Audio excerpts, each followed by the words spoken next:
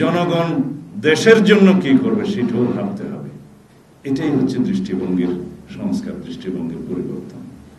তাহলেই আমরা জনগণ এবং দায়বদ্ধ সরকার জনগণের কাছে এই উভয়ই মিলে একটা আমাদের কাঙ্ক্ষিত রাষ্ট্র ব্যবস্থা, সরকার ব্যবস্থা, সমাজ ব্যবস্থা প্রতিষ্ঠিত করতে পারবো।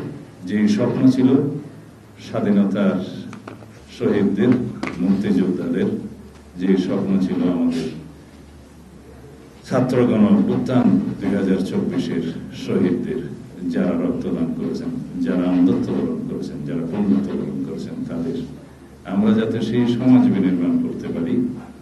যারা আজকে অন্ধত্ব বরণ করেছে তাদের সন্তানরা যেন তাদের কাঙ্ক্ষিত সমাজ ব্যবস্থা, রাষ্ট্র ব্যবস্থা দেখে যেতে পারে। আমরা সবসময় বলি শত সহস্র শহীদের রক্তের আকাঙ্ক্ষা আমাদের পূর্ণ করতে হবে। কারণ আমাদের এই মুক্তির মন্দিরে শোভানোতলে কত প্রাণ হল বলিদান লেখা আছে অশ্রুজলে। আমাদের তো অশ্রুজলের চাইতেও বেশি বলতে হবে। আমাদের রক্ত ধারায় লিখিত আছে এই ফ্যাসিস্ট পতনের আন্দোলনের শহীদদের কাহিনী।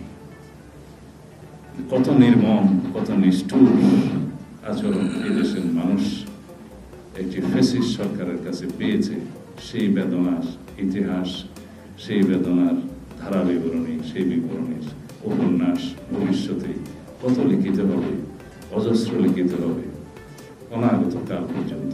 আমরা তখন বুঝতে পারব কত নিষ্ঠুর আচরণের শিকার হয়েছিল এই ভূখণ্ডের মানুষ।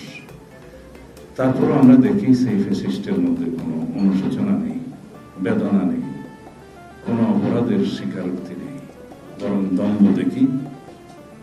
আমরা সেটা দেশের মানুষের জন্য আমরা বলবো যে সেই স্বৈরাচারের দাম্ভিক আচরণ আমরা যতই দেখব আমাদের মনে হবে যেন আমরা ভবিষ্যতে এরকম কোন রকমের ফেসিবাদের উৎপত্তি না হতে দিই, সেভাবেই যেন আমরা রাষ্ট্র ব্যবস্থাটা পরিচালিত করি।